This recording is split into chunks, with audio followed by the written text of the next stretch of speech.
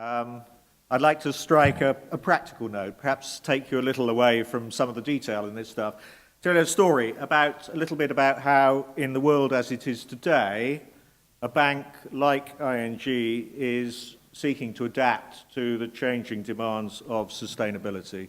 I'll touch on what we see as a call to action, the sort of actions that we take, and reflect upon the importance that they have to our various stakeholders. So why are we interested in sustainable finance? We've adopted three main challenges. Obviously, the first is climate change, where we see the requirement for an energy transition. We made initial decisions to stop financing new coal-fired power plants and new thermal coal mines a while ago. And we see the transition as both an opportunity, but also as a risk. Opportunity because the investment requirements are very large, and efficient finance for infrastructure is a key requirement. And I'll say a little more about risk later. But for now, let's just note that the path of the transition is uncertain. The second challenge that we ask our teams to think about is resource scarcity. We are collectively living beyond the Earth's regenerative capacity. In the energy transition, we need to decouple economic growth from carbon. Increasingly, we see a need to decouple growth from resource use. And we believe that the circular economy is the solution for depletion and economic scarcity. The third challenge that we see is water scarcity, partly due to climate change, partly due to growing populations and rising consumption. More and more regions of the world will suffer. Water scarcity, exacerbated by climate change, will increase pressure for migration, which will continue as one of the most serious political problems of our age. And ING, being a bank with Dutch origins, has of course many clients involved in the area of water management and has made this a topic of special attention. I'll say a little bit about our approach. Now, as an international bank operating in many countries and many industries, we have quite long experience of environmental and social risk policies, particularly, and they began as ones that keep us away from loans we should not be making. For instance, we are a leading bank in the development of the Equator Principles, governing environmental and social risk in project finance. But ESR policy basically tells us what not to do. It's negative. And it raises the question of whether there are policies that steer us towards what we should do. And 5 years ago, I posed a question to lending teams across the countries within ING. Can we come up with recommendations which will both give adequate commercial returns and allow us to be a force for good? I'll say that again, both commercial returns and a positive force. Let's start by just noting it's not always terribly easy. I said I would talk about risk, and four things come to mind pretty quickly.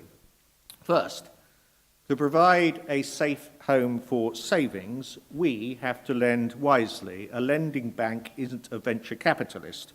Ventures need equity. The risks of failure need to be compensated by the rewards of success, and that's not how a loan book works. My business operates on the basis that, on average, we lose in a year €1 for each 500 that we lend. That means we can lend only to businesses that are well established and which have reliable and indeed sustainable business models, which are robust in the face of unpredictable change, which does limit our ability to support new technologies or entirely new ways of doing business. Number two, even in the field of renewable energy, there are pitfalls. We've seen short-term budgetary pressures leading to retrospective legislation to limit feed-in tariffs. Regulatory risk is very real. Policy change with retrospective effect on investments creates not only losses for investors, but also disastrous disincentives. Three, in the energy transition, the world is faced with huge uncertainties. It's not only the difficulty of creating certainty about new technology And it's not only oil investments which risk stranding. It's also about the disruptive effect on existing carbon-intensive users. You have only to think about how automobile manufacturers and their supply chains have to manage a transition to electric vehicles, and a transition which may be accelerated by trends to autonomous driving. And fourth, in the circular economy, new business models need to be proven. A shift from ownership to access for capital goods creates large financing challenges. The need to minimize capital cost by maximizing debt capacity is evident. The necessary certainty of cash flow over extended time periods is often less evident. So, many potential traps, but the underlying question remains. And in ING's Wholesale Bank, in response to my challenge, we came to an initial firm conclusion. Sustainability is a subject where we have to get everybody engaged.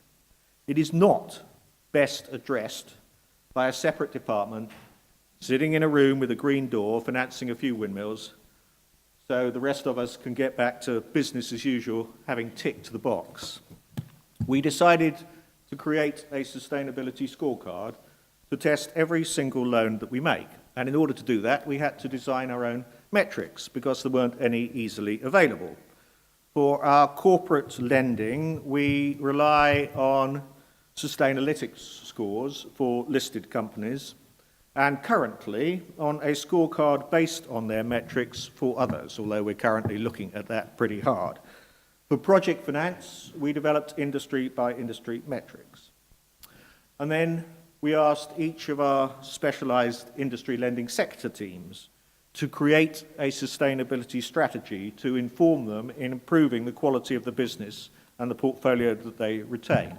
As an example, real estate finance in the Netherlands has asked its clients to come up by the end of this year with concrete plans to make their office buildings sustainable. ING is working towards having only green buildings supporting its Dutch mortgage lending portfolio, commercial mortgage lending portfolio, by 2023. Brown or non-sustainable buildings won't be eligible for funding as of 1st of January next year unless owners have a plan in place. And of course, we're much assisted by Dutch legislation, which says that from 2023, office buildings have to have at least a C Energy label in order to be rented as office space. So, we've extended the sustainability approach across the wholesale bank, not just from the lending side. Debt capital markets, helping clients develop green bonds, aided by our own experience as an issuer. Our own green bond was, at the time, the largest by a financial institution. And thanks to our sustainable finance team, it was seen by investors as well-founded, which was important at a time when the standards are not universal. It was 7 times oversubscribed.